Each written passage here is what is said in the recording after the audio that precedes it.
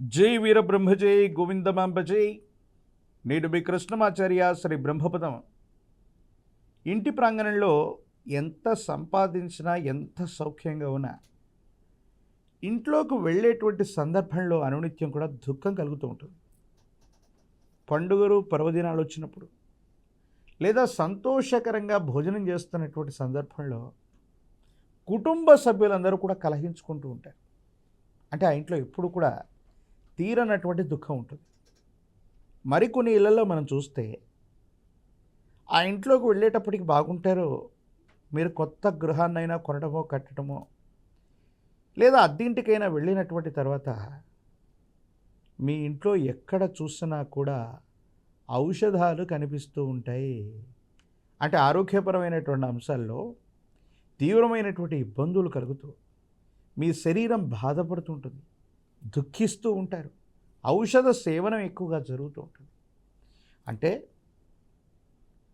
ఎప్పుడైతే ఏ ఇంటి ప్రాంగణంలోకి మనం వెళతామో, ఇంటి ప్రాంగణంలోకి మనం వెళ్ళినటువంటి తర్వాత ఔషధాల వల్ల, ఆరోగ్యం వల్ల తీవ్రమైనటువంటి బాధ, దుఃఖం కలుగుతూ ఉండటం, అంటే అనారోగ్యం ఎక్కువైపోయి ఏం చేయాలో అర్థం కానటువంటి ఇబ్బంది, ఆ బాధలు తగ్గకపోవటం దీర్ఘకాలికమైనటువంటి వ్యాధుల వల్ల అవ్వచ్చు, లేదా ధనం సరిగ్గా రాకపోవటం, రుణగ్రస్తులుగా ఉండిపోతూ ఉండటం, రుణ బాధలు అధికంగా పెరిగిపోతూ ఉన్నటువంటి పరిస్థితి కానీ అధికమవుతున్నా, లేదా భార్యాభర్తల మధ్య తగువ అవ్వచ్చు.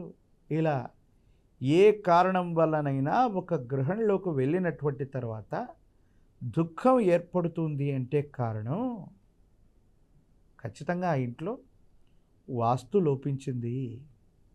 వాస్తుపరమైనటువంటి అంశాల్లో ఎప్పుడైతే ఇబ్బందులు ఉంటాయో, మన గృహాన్ని నిర్మించినటువంటి స్థలం అవ్వచ్చు, లేదా ఆ ఇంటికి సంబంధించిన 4 దిక్కులు 4 మూలలకు సంబంధించిన వాస్తు అవ్వచ్చు, ఆ కుటుంబంలో ఉన్నటువంటి వ్యక్తుల మీద ప్రభావాన్ని చూపెడుతుంటుంది. అందుకే ఆ ఇంట్లోకి వెళ్ళినటువంటి తర్వాత మాకు సరిగ్గా కలిసి రావట్లేదు, అనవసరంగా గొడవలు అయిపోతున్నాయి, ప్రతి విషయంలో ఆందోళన పడుతున్నాం, ఆర్థికపరమైన అంశాలు, ఆరోగ్యపరమైనటువంటి స్థితిగతులు, ఇలాగా ప్రతి విషయానికి సంబంధించినటువంటి స్థితిగతుల్లో తీవ్రమైనటువంటి ఇబ్బందులు వస్తూ ఉన్నాయంటే కారణం ఆ ఇంట్లో తప్పనిసరిగా వాస్తుపరమైనటువంటి దోషం ఉండే అవకాశం ఉంది. ఇది ప్రధానమైనటువంటిది.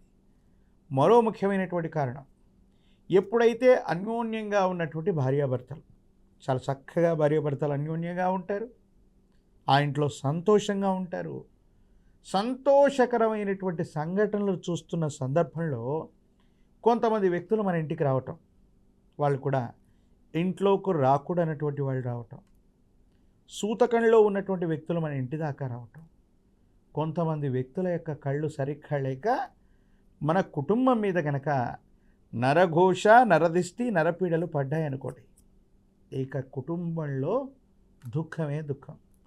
ఆ రోజు వరకు ప్రశాంతంగా అన్యోన్యంగా ఉన్నటువంటి భార్యాభర్తల మధ్య పచ్చగడ్డి వేస్తే భగ్గుమనేటువంటి పరిస్థితుల్లో భార్యాభర్తలు ఇద్దరు కూడా కలహించుకుంటూ ఉంటారు. ఆ రోజు వరకు ఆరోగ్యకరంగా ఉన్నటువంటి కుటుంబ సభ్యులకి మెల్లమెల్లగా దీర్ఘకాలికమైనటువంటి అనారోగ్యాలు వస్తూ ఉంటాయి. అంటే నరదిష్టికి నల్లరాళ్ళు కూడా బద్దలవుతాయి. అందుకే ఆ ఇంట్లోకి వెళ్ళినటువంటి దగ్గర నుండి కూడా మనసు ప్రశాంతంగా ఉండకపోవడం, ఒక్కో వ్యక్తిని చూడగానే గొడవ పడాలి, తగుపడాలని అనిపించటం, మాటి మాటికి మానసికమైనటువంటి ప్రశాంతతను కోల్పోతూ ఉండటం, ఈ విధమైనటువంటి పరిస్థితులు వస్తాయి. అలాగే మూడవ కారణం కూడా మరొకటి ఉంది. ఎప్పుడైనా సరే మనకి తక్కువ వెలకు వస్తున్నాయి, తక్కువ ధరకు వస్తున్నాయని ఇనుప వస్తువులు అవ్వచ్చు, చెక్క వస్తువులు అవ్వచ్చు, కొన్ని రకాలైనటువంటి గృహోపకరణాలని ఎవరో ఉపయోగించి వాడేసి వాటిని సగం ధరలకు వస్తున్నాయనో, తక్కువ ధరలకు వస్తున్నాయనో కొన్ని గృహోపకరణాలని కొని ఇంటి ప్రాంగణంలో మళ్ళీ వినియోగించటం వల్ల దుఃఖపూరితమైనటువంటి వాతావరణాన్ని మనం పొందుతాం. వాటిలో తప్పకుండా వాడకుండా ఉండవలసింది ఎవరైనా వాడి పడవేసినటువంటి మంచం, లేదా యజమాని నిద్రకు ఉపక్రమించేటువంటి బెడ్షీట్స్, లేదా కొన్ని రకాలైనటువంటి బెడ్స్, కొన్ని రకాలైనటువంటి మంచాలు, అలాగే భోజనం వండుకోవడానికి ఉపయోగించేటువంటి పొయ్యి, కొన్ని రకాలైనటువంటి చెక్క వస్తువులు, కలపతో తయారు చేసినటువంటి కుర్చీలు, ఇలాంటివి ప్రధానంగా సెకండ్ హ్యాండ్ వస్తువుల్ని ఎప్పుడైనా సరే తక్కువ ధరకు వచ్చాయని వాటిని తీసుకొచ్చి మన ఇంటి ప్రాంగణంలో ఉపయోగించామా? కొన్ని రకాలైనటువంటి నకారాత్మకమైనటువంటి నెగిటివ్ ఫోర్సెస్ వాటితో పాటు వచ్చి మన ఇంటికి సంబంధించినటువంటి ప్రశాంతతని అవన్నీ కూడా కోల్పోయేలాగా చేస్తాయి.